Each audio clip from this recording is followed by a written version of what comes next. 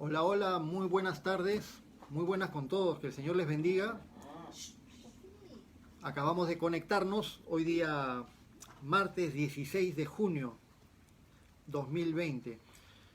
¿Qué tal amigos? Que el Señor nos bendiga a todos y nos llene de Él y especialmente que nos llene de su palabra. Siempre recalcamos, hacemos énfasis en que es nuestro el privilegio de poder ser expuestos de manera real a la palabra de Dios y que el, el Dios tan infinitamente bueno que creó todo el universo y que nos creó a nosotros tenga esa deferencia con nosotros de permitirnos tener acceso a Él. Y justamente el día de hoy, a través de nuestro estudio del libro de Apocalipsis, vamos a hablar acerca de ese lugar donde está nuestro Dios, el lugar del trono de Dios, un lugar al cual tenemos acceso por medio de nuestro Señor Jesucristo, cuando nos abrió el camino al Padre.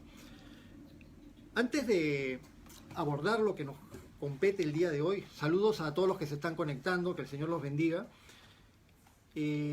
Vamos a recordar muy brevemente algo que siempre vamos a estar recalcando con respecto al libro de Apocalipsis. Primeramente, solamente tres cosas y muy brevemente. Primeramente, que Apocalipsis significa la revelación de Jesucristo.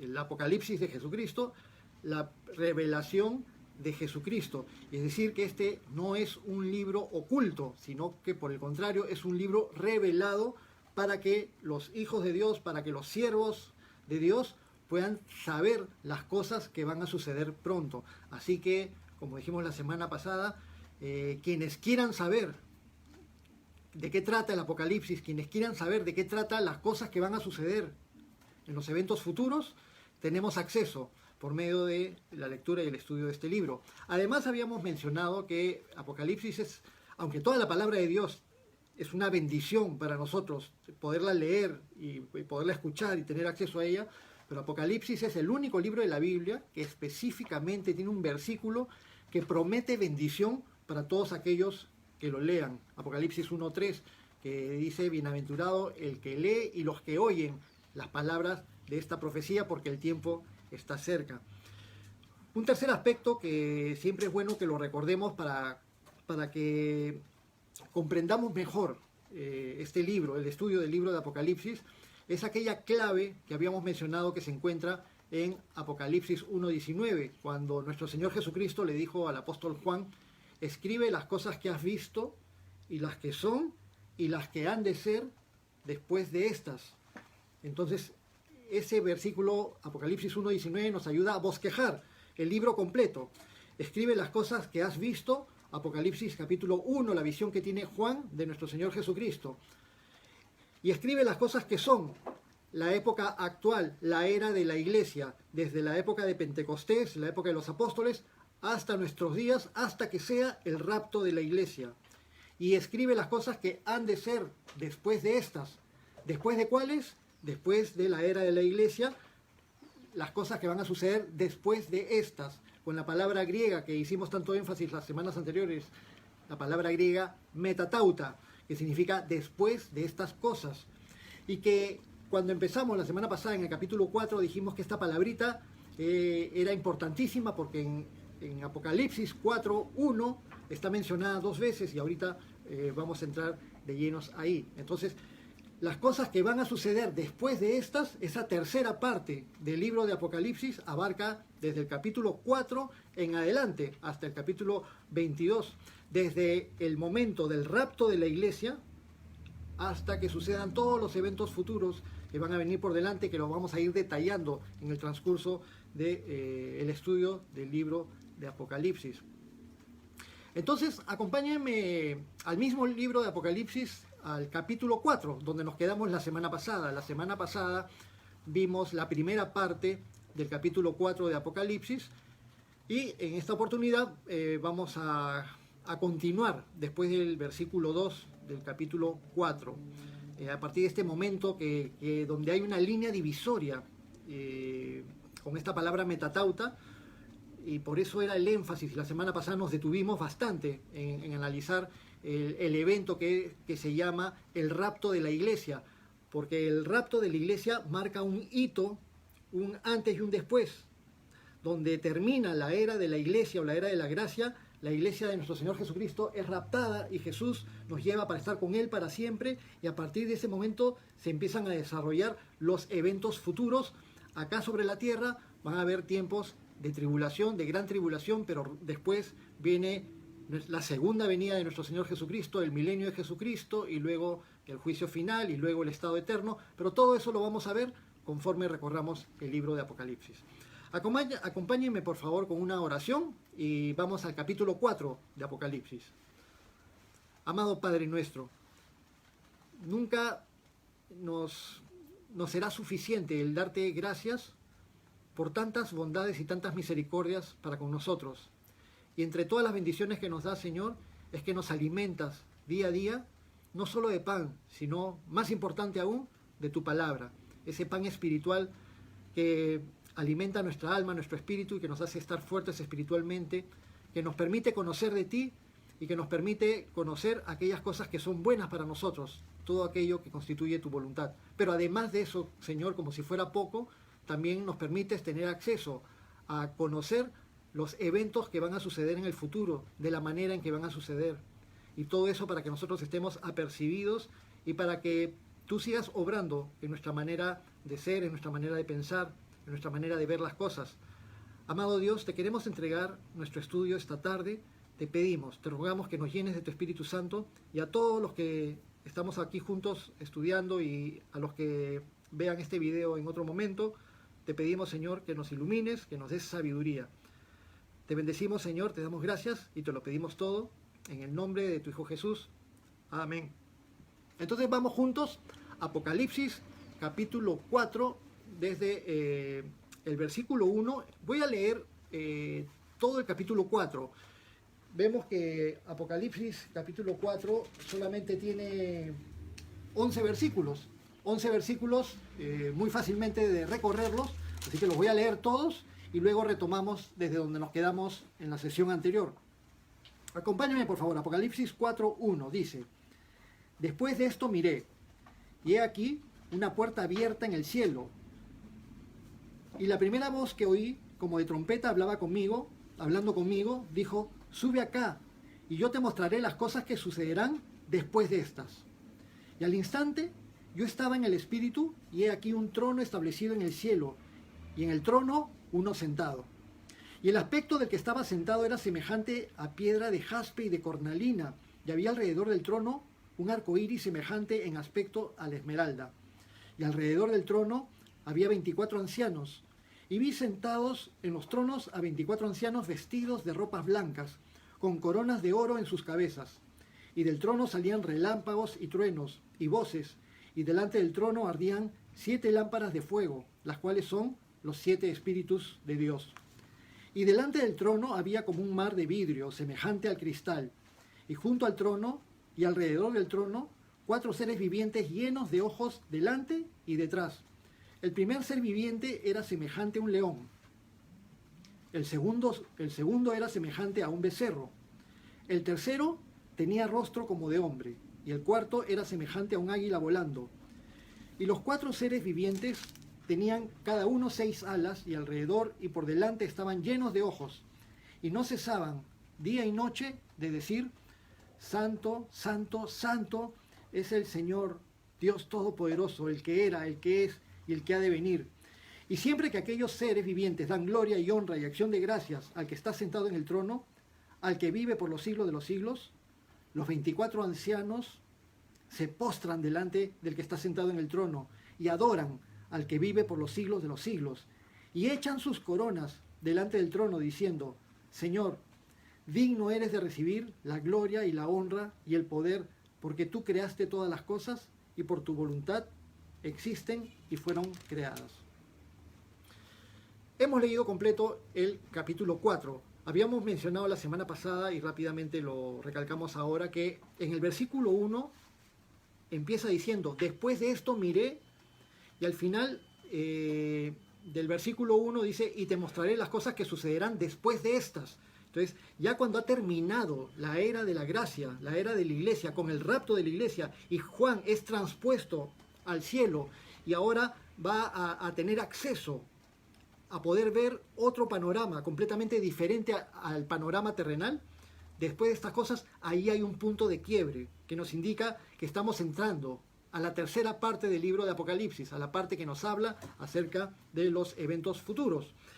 Y en el versículo 2, el apóstol Juan nos mencionaba que, diciendo que él estaba en el Espíritu, y ahí, hacia el final del versículo 2, dice, y he aquí un trono establecido en el cielo, y en el trono uno sentado. Entonces, se nos habla aquí del trono de tronos, porque si nosotros imaginamos un trono, nos podemos imaginar de repente al rey Salomón o a cuantos otros reyes de la tierra, o si en tiempos actuales de repente a la reina de Inglaterra sentada en un trono. Pero no hay absolutamente nada acá en la tierra que nos pueda hacer siquiera imaginar cercanamente lo que es el trono de Dios. El trono de Dios, el verdadero centro de todo el universo visible e invisible, de donde emana todo. El trono de nuestro Padre Celestial. Y se nos menciona en el versículo 2, y en el trono uno sentado. Esto es el que está en el trono, nuestro Dios, nuestro Padre Celestial. Y siendo nuestro Dios el creador de todo el universo, necesitamos nosotros apreciar que podamos tener acceso. En la carta a los Hebreos, el autor de la carta a los Hebreos nos dice que nos acerquemos confiadamente al trono de la gracia para alcanzar misericordia. Y nuestro Señor Jesucristo nos abrió ese acceso al trono a través de Él mismo. Cuando murió, entregó su cuerpo y fue traspasado y derramó su sangre. Se rasgó el velo del templo y hubo acceso para nosotros al lugar santísimo, al lugar de la presencia de Dios. El lugar del trono de Dios. Y esto nos muestra que nuestro Padre Celestial tiene toda la autoridad. Él tiene todo el poder. Él es el Dios soberano. Nada ni nadie se puede oponer a Él. Es el Dios omnipotente, el Dios omnipresente, el Dios omnisciente. Y ahora el apóstol Juan, conforme tiene la visión del trono de Dios y de lo que rodea el trono de Dios, nos va a tratar de dar una descripción de acuerdo a sus posibilidades, de acuerdo a sus propias palabras, pero nos damos cuenta de que en su limitación humana, él hace lo posible por tratar de dar una descripción de lo que está apreciando maravillado frente al trono de Dios. Y menciona en el versículo 3, Apocalipsis 4:3, dice que el aspecto del que estaba sentado era semejante a piedra de jaspe y de cornalina, y que había alrededor del trono un arco iris semejante en aspecto a la esmeralda. Entonces, vemos que Juan intenta, ¿no?, con su limitada capacidad humana, describir lo que está viendo, y por eso notemos que continuamente el apóstol Juan hace uso de la palabra semejante, y lo que vi era semejante a piedra de jaspe, y había un arco iris semejante en aspecto a la esmeralda, y esa palabra semejante la vamos a seguir viendo conforme Juan intente hacer su descripción. Cuando se utilizan estas palabras para describir algo semejante a lo que Juan estaba viendo en el trono de Dios, semejante a piedra de jaspe y de cornalina, quiere decir que era algo mucho más impresionante que cualquier piedra preciosa que nos pudiéramos imaginar. Imagínate lo más hermoso que pudieras intentar imaginarte. Y te digo que el tesoro de Indiana Jones o el tesoro de Alibaba y los 40 ladrones se queda absolutamente corto. Que nada en la tierra, ni en el mar, ni en el universo conocido, visible, podríamos imaginar algo semejante. Ni la luz de las galaxias que se ven con los telescopios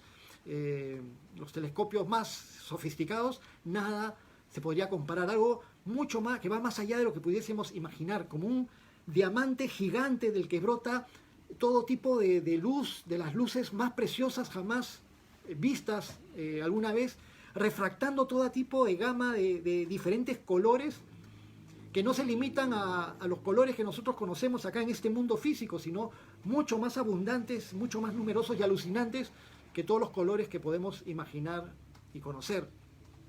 Pero también se nos dice que alrededor del trono había un arco iris semejante en aspecto a la esmeralda.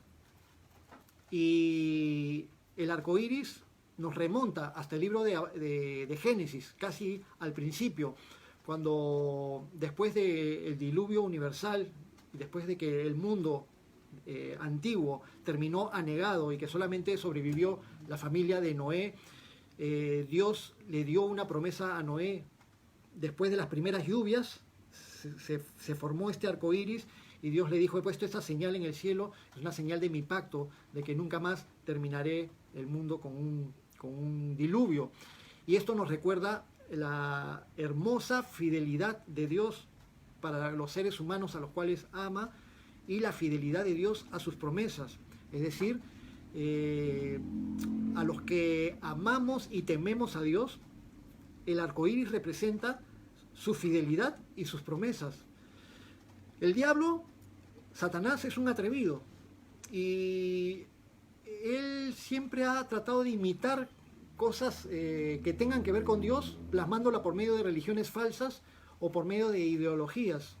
Y uno de sus más grandes atrevimientos y pretensiones es que los colores del arco iris se hayan vuelto símbolo de la perversión en nuestros días.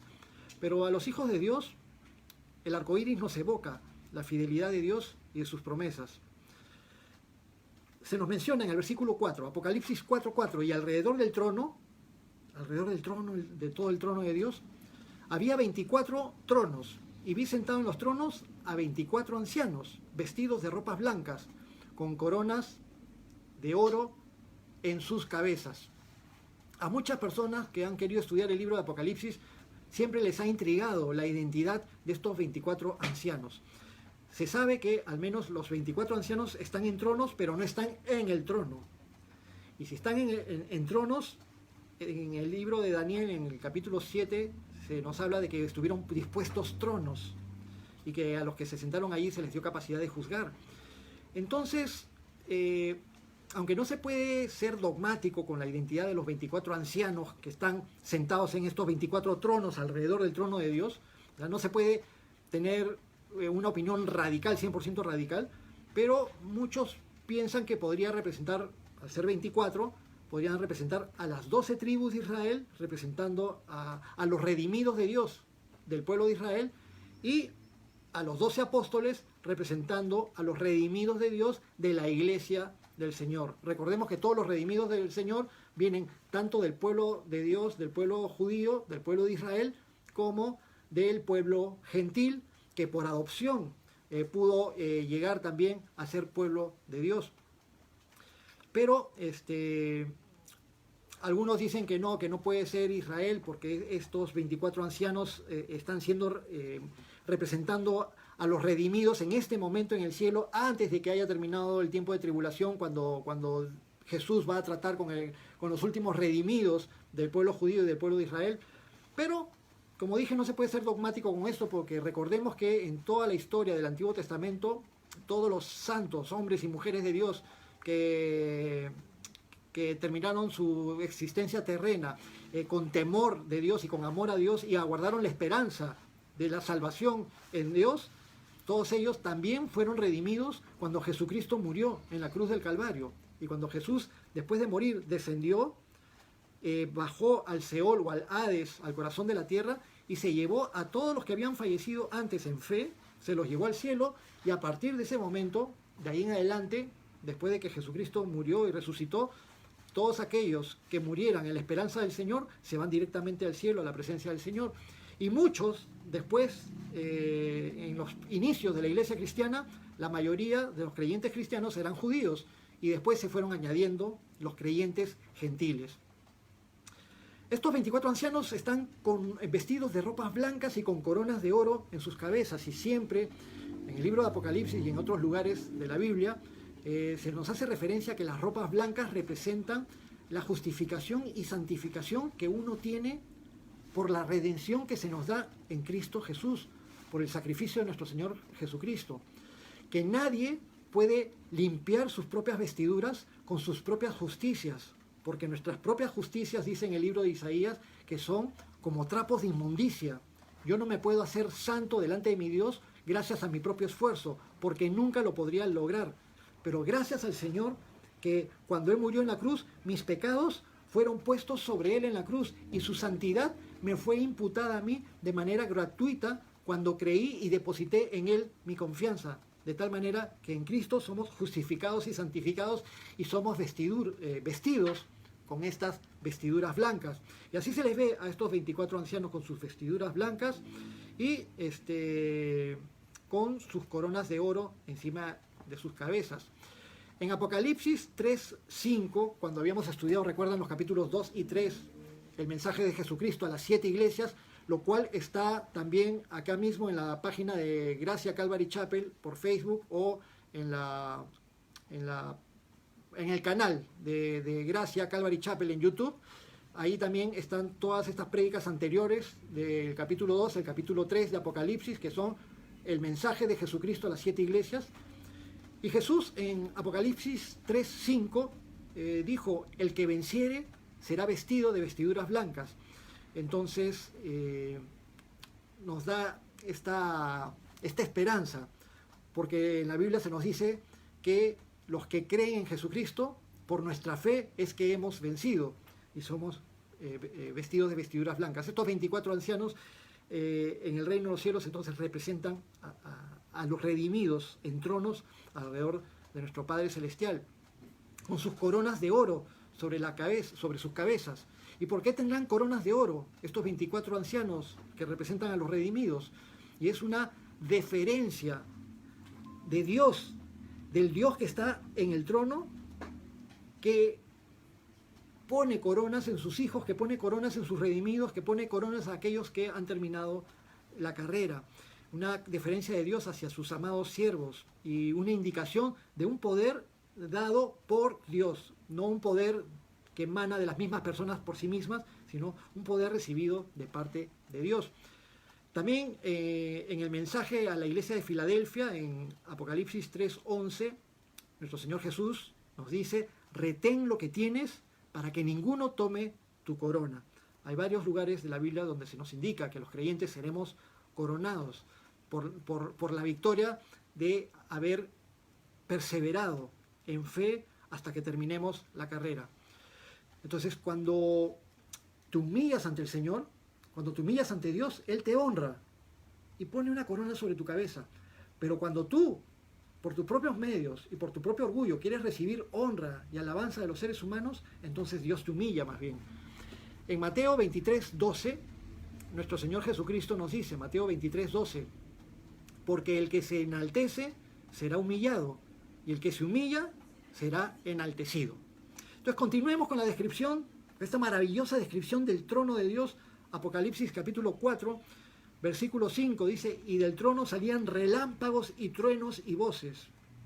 Y esto es cuando hay circunstancias tan solemnes y tan fuertes como un anticipo de lo que va a venir pronto, cuando se empiecen a desatar el derramamiento de los juicios de Dios sobre la tierra, pero eso ya lo vamos a ver en el capítulo 6 propiamente, pero ya como un anticipo de las cosas tremendas que se van a dar.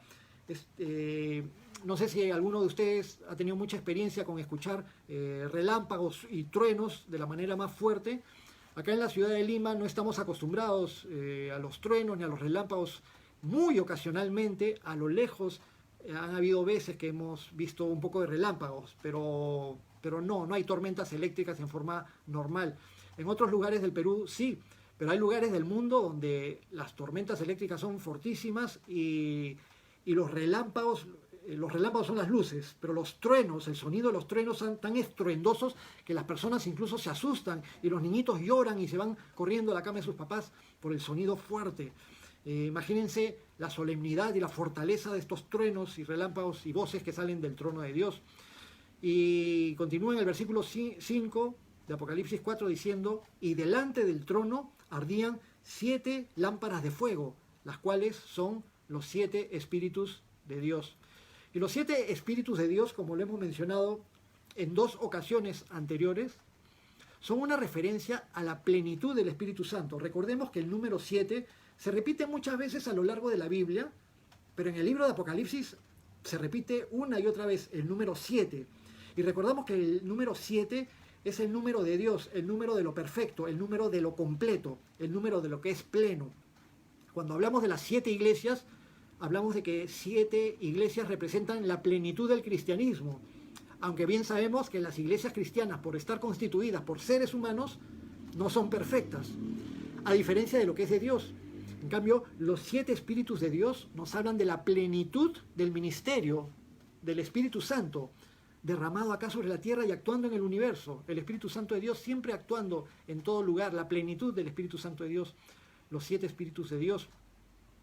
Se nos menciona en Apocalipsis 1:4, cuando Dios saluda a través del apóstol Juan al iniciar este libro de Apocalipsis, dice: gracia y paz a vosotros del que es, del que era y del que ha de venir, y de los 7 espíritus que están delante de su trono. Apocalipsis 4:6. Apocalipsis 4:6 dice: y delante del trono había como un mar de vidrio semejante al cristal. Noten las palabras del apóstol Juan, que siempre intentando describir con sus propias palabras las cosas que son maravillosas y de alguna manera tan difíciles de comparar con algo que exista aquí, en el planeta Tierra. Pero dice, delante del trono había como un mar de vidrio. Entonces, ¿qué mares conocía el apóstol Juan? Él conocía el mar de Galilea, el mar Muerto y el mar Mediterráneo. Entonces se imaginaba como un mar, pero de vidrio, es decir, algo diáfano, transparente, puro, hermoso, indescriptible, semejante al cristal, algo tan diáfano, tan puro. Y junto al trono y alrededor del trono, 4 seres vivientes llenos de ojos delante y detrás. Esta parte sí crea un toque de misterio en esto que estamos leyendo, pero lo vamos a desarrollar también ahorita. Menciona que, aparte de todas las cosas ya descritas en el trono y alrededor del trono y de los 24 ancianos, dice que alrededor del trono había 4 seres vivientes llenos de ojos delante y detrás. Y con esta descripción que se repite después en el versículo 8 de los ojos por delante y detrás, ha habido muchas personas que han querido decir que estos seres vivientes eran en realidad ovnis.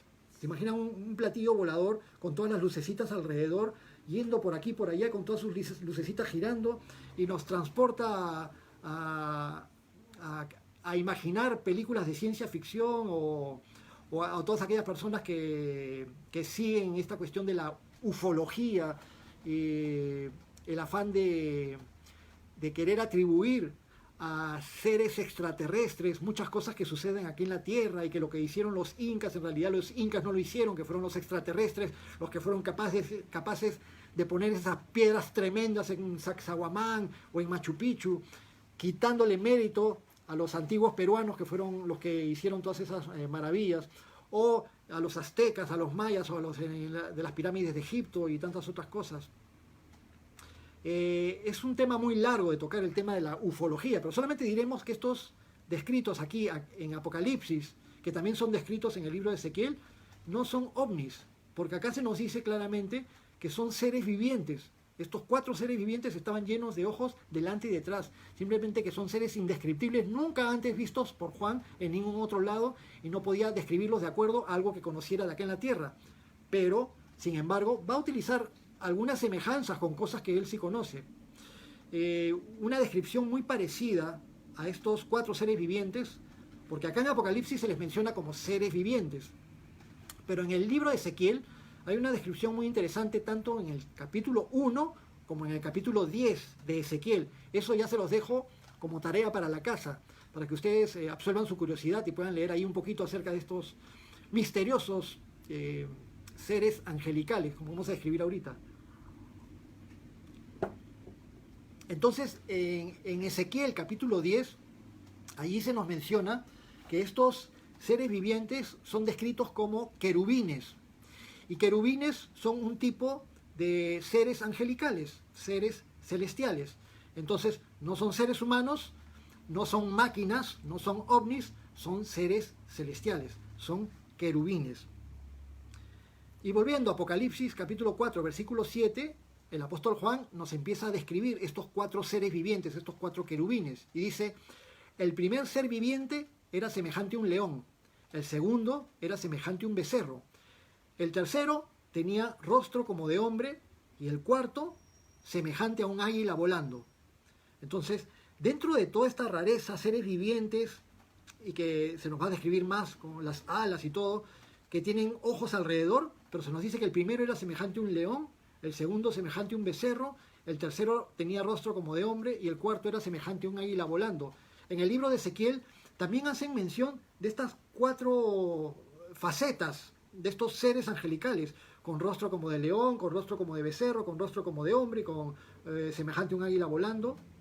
Lo describen de otra manera, pero de manera similar también, que nos hace saber de que estamos hablando del mismo tipo de seres angelicales o seres celestiales, que son estos querubines que están alrededor del trono de Dios.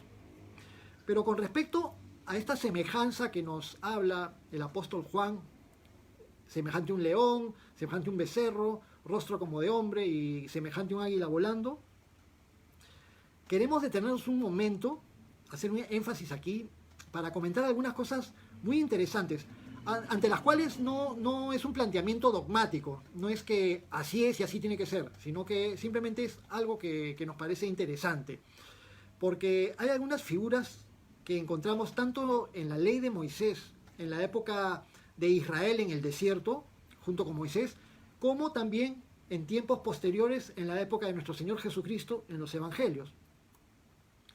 Cuando el pueblo de Israel estaba peregrinando por el desierto, la población que salió de Egipto era de alrededor de 603.550 varones, sin contar mujeres y niños. Es decir, que todo el pueblo de Israel completo, con mujeres y niños, podría haber sido una multitud de alrededor de 2 millones de personas que salieron de Egipto y que estaban caminando por el desierto. ¿Se imaginan una multitud así? Mucho más grande que Gamarra en Navidad, o que Mesa Redonda en Navidad. Bueno, los que no son del Perú, los grandes sitios comerciales donde hay tumultos muy grandes de personas. Pero la multitud de Israel caminando por el desierto estaban divididos en 12 tribus, en las 12 tribus de Israel, y estaban organizados. O sea, no estaban caminando a la loca de manera desordenada, sino que estaban muy bien organizados en campamentos alrededor del tabernáculo. El tabernáculo era una carpa portátil que se armaba y se desarmaba cada vez que el campamento de Israel se asentaba y se detenía unos días o unos meses o tiempo en algún lugar determinado del desierto. Venía nuestro Dios en forma de nube durante el día o en forma de columna de fuego durante la noche, el ángel de Jehová, y cuando la nube venía sobre el tabernáculo y se posaba, entonces ahí se detenían y acampaban, y todas las tribus de Israel acampaban alrededor del tabernáculo. Pero tanto como para acampar, así al igual que para marchar en el desierto, las 12 tribus estaban organizadas en 4 grupos, en 4 grandes grupos, de 3 tribus cada uno, 4 por 3, 12. Estos 4 grupos, cada uno de estos grupos estaba liderado por una de las tribus de Israel, y estas tribus tenían sus estandartes, y vamos a mencionarlo. Mientras estaban caminando se dirigían hacia el oriente, y dirigiéndose hacia el oriente, se estaban yendo hacia la tierra prometida, y hacia el oriente o hacia el este estaban las tribus de Judá, Isaacar y Zabulón, y Judá estaba al frente de ellos, y el estandarte de Judá, ya se imaginan cuál es la figura del estandarte de Judá. ¿Pueden pensar? Eso mismo, el estandarte era un león, el león de Judá. En la tribu de Judá, sin contar mujeres y niños, en las 3 tribus comandadas por la tribu de Judá, eran un total de 186.400 varones. En el lado opuesto, hacia el poniente o hacia el oeste, estaban 3 tribus, la tribu de Efraín, la tribu de Benjamín y la tribu de Manasés, y Efraín estaba al frente de ellos. Efraín los representaba, y el estandarte de Efraín era un buey o un becerro. Y esta agrupación era la más pequeña. Estas 3 tribus juntas sumaban 108.100 varones. Luego, hacia el sur, se encontraban las tribus de Rubén, Gad y Simeón. Y la tribu de Rubén estaba al frente con su estandarte. Y ya pueden ir suponiendo qué figura estaba en el estandarte o en la bandera de la tribu de Rubén. Una figura de un ser humano, una figura de hombre. En las tres tribus que comandaba Rubén, había un total de 151.450 varones. Y finalmente, hacia el norte, tres tribus, Dan, Aser y Neftalí, con Dan al frente. Y el estandarte de Dan, de la tribu de Dan, tenía una figura de un águila en su bandera. Y en esa tribu habían 157.600, en esas tres tribus, 157.600 varones. ¿Qué sucede? Que hacia el este con Judá, era la cantidad más numerosa, al medio del tabernáculo. Hacia el sur, hacia el oeste, la cantidad menos numerosa, y hacia el norte y hacia el sur, cantidades similares. Si tú pusieras estas cantidades de personas en un mapa, te aparecería un bloque grande hacia el este, un bloque pequeño hacia el oeste y dos bloques medianos hacia el norte y hacia el sur. Y algunos piensan que cuando Balaam fue contratado por el rey Balac de Moab, y el rey Balac quería maldecir a Israel y contrató a Balaam, y después de muchas circunstancias que sucedieron, incluido el famoso evento de Balaam hablando con la burra, en Números, capítulos 25, 26, por ahí, cuando llega a subir Balaam, cuando sabía que no podía maldecir al pueblo de Israel, y ve desde el monte, desde lo alto, ve a las tribus distribuidas, muchos piensan que veía esta figura de las tribus ahí en el desierto, distribuidas con el tabernáculo al medio, y una gran multitud hacia un lado, otra pequeña hacia otro lado, y dos multitudes medianas hacia ambos lados, y algunos pueden ver incluso la figura de la cruz, allí en pleno desierto, en el campamento de Israel. Es algo interesante simplemente, pero bueno, fíjense en las representaciones de los estandartes, de las banderas, el león, el becerro, el águila y el ser humano, estas cuatro representaciones. Yéndonos hacia el Nuevo Testamento, ¿cuántos evangelios tenemos en el Nuevo Testamento? 4. Mateo, Marcos, Lucas y Juan. Y cada uno de estos evangelios, si bien es cierto, tienen semejanzas, tienen muchas cosas que concuerdan, pero algunos evangelios nos dan algunos detalles que otros evangelios no nos dan, y de esa manera con los 4 evangelios tenemos un mejor panorama de las enseñanzas de nuestro Señor Jesucristo. Cada evangelio muestra a nuestro Señor con algunos matices, con algunos rasgos más predominantes que en otro de los evangelios. Por ejemplo, el evangelio según San Mateo fue escrito para los judíos y muestra a Jesús como el Mesías, como el león de Judá. Y esto nos recuerda el aspecto del querubín, el aspecto del ser viviente que tiene rostro como el león. El evangelio de Marcos nos muestra a Jesús como siervo. Y el siervo, al mostrar a Jesús como siervo, nos evoca que el becerro, que es el segundo animal mostrado en esta figura de los querubines, es un animal de trabajo, un animal hecho para servir.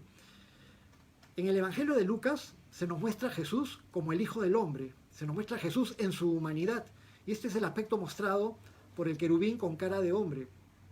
Y en el Evangelio de Juan se hace bastante énfasis en la divinidad, en la deidad de nuestro Señor Jesucristo, lo cual es mostrado en el querubín semejante a un águila volando. En toda la Biblia, un águila volando representa la divinidad. Entonces estas cosas se nos hacen interesantes. Volvamos a Apocalipsis, capítulo 4, versículo 8. Este capítulo es corto, pero es maravilloso ver lo que sucede alrededor del trono de Dios. Apocalipsis 4:8 dice: y los 4 seres vivientes tenían cada uno 6 alas, y alrededor y por dentro estaban llenos de ojos, y no cesaban día y noche de decir: Santo, Santo, Santo es el Señor Dios Todopoderoso, el que era, el que es y el que ha de venir. Vemos estos seres vivientes que están alrededor del trono, pero que de día y de noche no cesan. Eso quiere decir que perpetuamente, continuamente, no cesan de decir: Santo, Santo, Santo es el Señor Dios Todopoderoso. Y no se cansan, porque es maravilloso poderle decir a Dios en su trono, decirle: Santo, Santo, Santo eres Señor. Y cuando el Señor nos dé el privilegio de poder estar en su presencia y poder estar alrededor de su trono, nos vamos a quedar tan extasiados que todo lo demás va a quedar o en el olvido o a pasar desapercibido frente a la tremenda emoción que vamos a tener de estar allí, contemplando a nuestro Dios y diciéndole: santo, santo, santo eres, Señor. Estos 4 seres vivientes los vemos como a cargo de la alabanza celestial, ahí al pie del trono.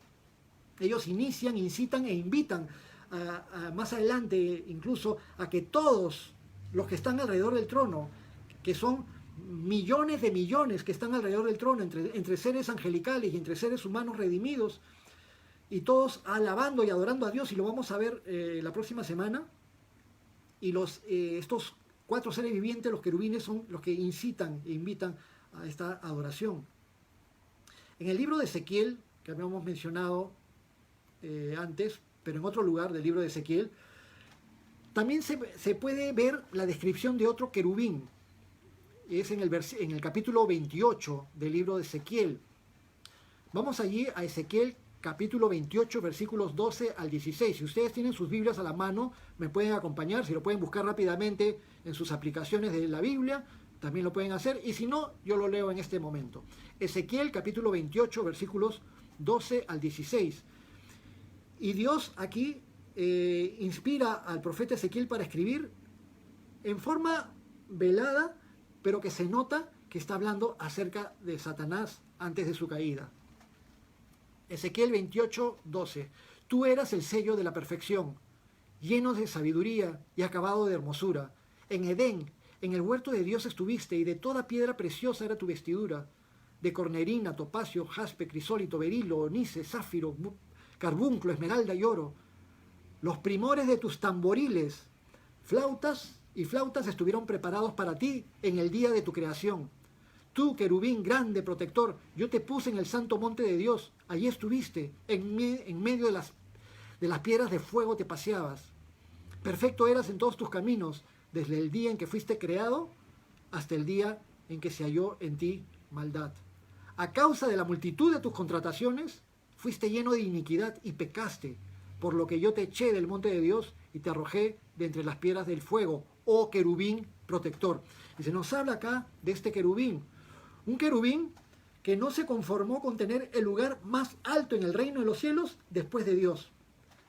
Sabemos o intuimos por la mención de los tamboriles y de las flautas creadas para él, que él era el encargado de la alabanza celestial, ese lugar de privilegio en el lugar más alto, en el trono de Dios, alrededor del trono. Pero él no se quería conformar con estar en ese lugar de privilegio y de honor, sino que quería más. Según lo que se nos describe en Isaías capítulo 14, él quería subir y estar en el trono de Dios, en el mismo trono de Dios. Nosotros vamos a ver luego que hay millones y millones entre seres humanos y seres celestiales que están adorando a Dios alrededor de su trono. Y todos estos millones de seres humanos y millones de seres angelicales, millones de seres celestiales adorando a Dios en su trono, todos deseando que Dios sea glorificado, que Dios reciba Él toda la gloria, la honra y la alabanza. Pero todos los que están alrededor del trono no desean el trono, no desean estar en el trono. Nuestra gloria está en que nuestro Dios sea glorificado. Nuestro honor está en que Dios sea honrado. Pero solo Dios es santo y nadie se puede igualar a Él. Pero Satanás quería ese lugar. Quiero hacer una mención breve con respecto a esto. En las iglesias cristianas nos encanta alabar y adorar a Dios, y lo hacemos en forma conjunta. Todos en las iglesias juntos cantamos, adoramos, nos postramos ante Dios y le damos alabanzas. Las alabanzas y nuestra adoración a Dios pueden ser acompañadas con música o pueden ser dadas sin música. Pero la música es algo muy lindo, así como vemos a los querubines en el cielo cantando santo, santo, santo es el Señor, y en muchos otros lugares vamos a ver cánticos de alabanza a nuestro Dios. Muchas veces la alabanza a Dios con los instrumentos musicales adquieren una forma hermosísima de alabar a Dios, pero no es la única. Podemos alabar a Dios sin instrumentos musicales o con instrumentos musicales. Podemos alabar a Dios cantando o simplemente orando. Lo importante es el corazón de alabanza, el corazón contrito y humillado, y el corazón que explota en alegría con ganas de reconocer la grandeza de nuestro Dios. Y en las iglesias cristianas muchas veces desarrollamos los ministerios que se encargan de la parte musical.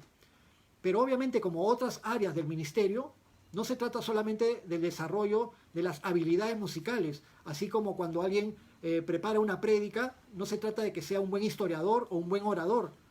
Si el pastor prepara un mensaje, esperamos que sea preparado por alguien que tiene comunión con Dios. De igual manera, los que alaban, que es necesario que los que están encargados de los instrumentos musicales también sean personas que están en comunión con Dios, y así se suele dar en todas las iglesias cristianas.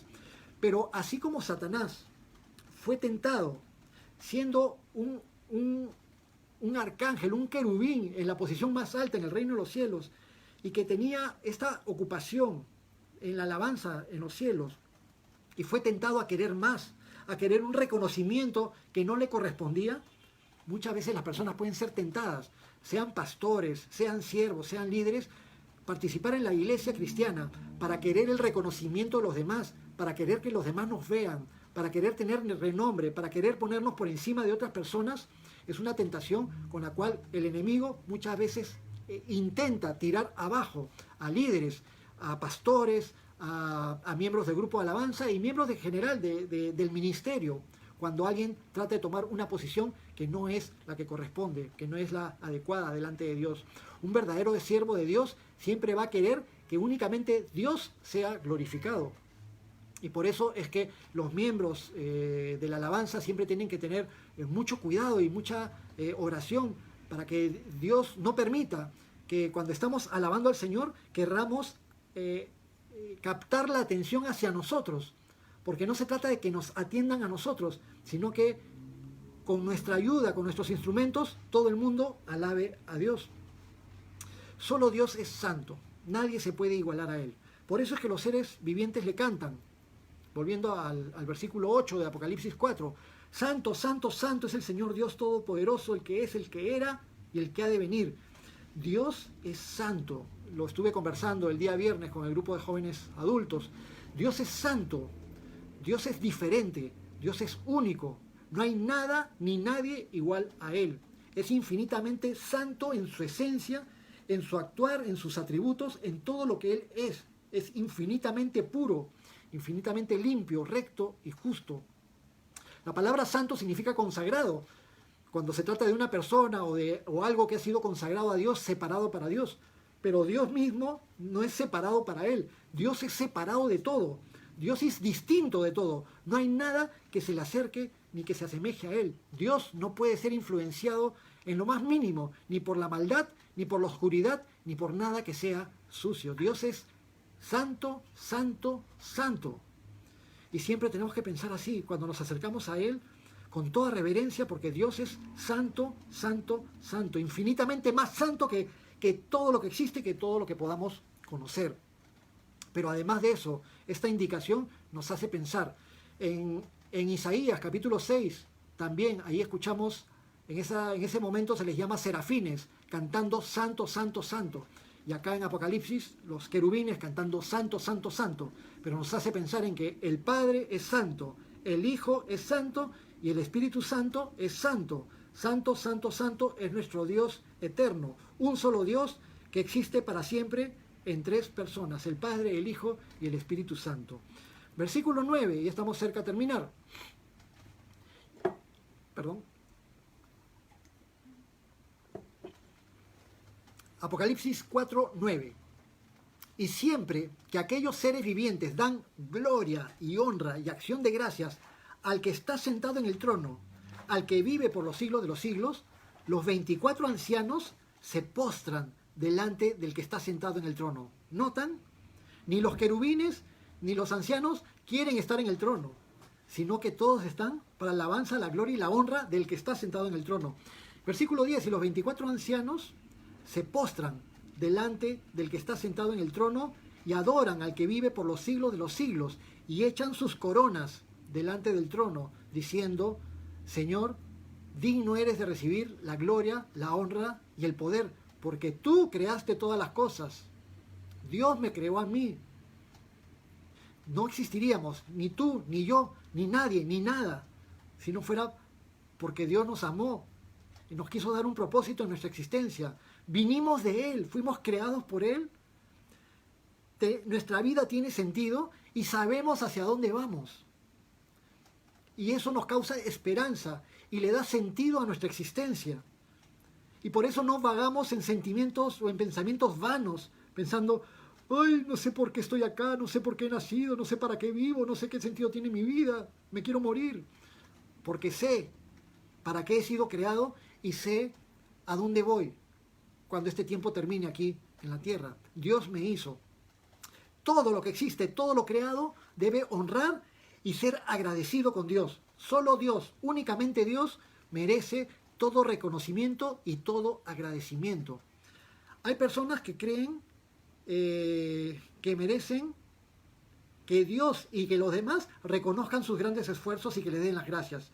Yo he tratado a veces en el ministerio con líderes que han servido y que han servido buen tiempo, por años fielmente, y que de repente se detenían, se molestaban, se enfurecían porque habían tenido algún tipo de problema, y de repente lanzaban frases como esta: sí, porque en esta iglesia no consideran mi trabajo y nadie me agradece por las cosas que yo hago. Nadie tiene que reconocer ni agradecer las cosas que hacemos para el Señor, porque somos siervos, y nuestro Señor Jesucristo nos lo enseñó muy bien. Un siervo simplemente debe decir para sí mismo: siervo inútil soy, lo que se me mandó, eso, lo que yo debía hacer, eso hice. Pero finalmente Dios es tan bueno que cuando lo servimos fielmente, somos fieles sobre poco, nos pone sobre mucho, nos pone una corona sobre nuestra cabeza, pero cuando le queremos dar toda la gloria, la honra y la alabanza a Él, aún la corona que nos da, la arrojamos a sus pies en el trono, porque toda la gloria queremos que sea para Él. Recuerden que Satanás quiere gloria, honra y reconocimiento, y como no lo puede lograr a la buena, trata de lograrlo a la mala. Y así a la mala es que va a tratar de tomar el poder durante los 7 años de gran tribulación, cuando no esté la presencia del Espíritu Santo junto con la iglesia como una entidad preservante aquí sobre la tierra. Satanás, a través del anticristo, Satanás a través de la bestia, va a tratar de tener alabanza y honra para él, como lo ha hecho durante miles de años, a través de la idolatría y a través del pecado y a través de muchas otras cosas. Recibir lo que no merece. Todo es para Dios. Los ancianos que representan a los redimidos se postran. Es un gesto de sumisión y de humildad que engrandece. Cuando uno se humilla, cuando uno es manso, cuando uno es sumiso, eso te engrandece en el reino de los cielos. Y las coronas que recibieron de parte de Dios las entregan. Un gesto de entrega, de desprendimiento y de servicio al Señor. Todo en mi vida, mis logros, mi vida, mis metas, lo que yo soy, lo que hago, mis satisfacciones, mi vida entera, todo lo rindo al Señor, todo se lo entrego a Dios, porque Dios es el único digno de recibir toda la gloria. En Isaías 42:8 se nos dice, el Señor nos dice: yo Jehová, ese es mi nombre, y a otro no daré mi gloria, ni mi alabanza a esculturas. La gloria que es de Dios es únicamente para Dios. Y terminemos honrando a nuestro Dios, así como lo hacen los querubines en el reino de los cielos, junto con los 24 ancianos, y junto, vamos a ver la próxima semana, con millones y millones de seres celestiales y con seres humanos redimidos. Terminamos honrando a nuestro Dios, volviendo a leer el versículo 11 del capítulo 4, y diciéndole a nuestro Dios y pensando en Él: Señor, digno eres de recibir la gloria, la honra y el poder, porque tú creaste todas las cosas y por tu voluntad existen y fueron creadas. Vamos a orar. Te bendecimos, amado Dios, Señor Dios del cielo y de la tierra. Te bendecimos, Padre, porque tú mereces gloria, honra y alabanza. Te bendecimos porque tú eres infinitamente bueno, y lo has sido y lo sigues siendo, y lo seguirás siendo. Y te damos gracias por el privilegio que nos das de ser expuestos junto con el apóstol Juan a todas esas cosas que le mostraste a él allí, en tu trono, alrededor de tu trono, y te revelaste y lo mostraste, y ahora nos dejas saber a nosotros cómo eres tú allí en el reino de los cielos. Y cómo ansiamos, Padre, ese día en que tú nos permitas también estar allí en tu presencia, no porque nosotros seamos muy santitos y lo merezcamos, sino porque tu Hijo Jesucristo murió y pagó por nuestros pecados, y el precio de nuestra redención fue completamente pagada por nuestro Señor Jesús. Te damos gracias, Padre.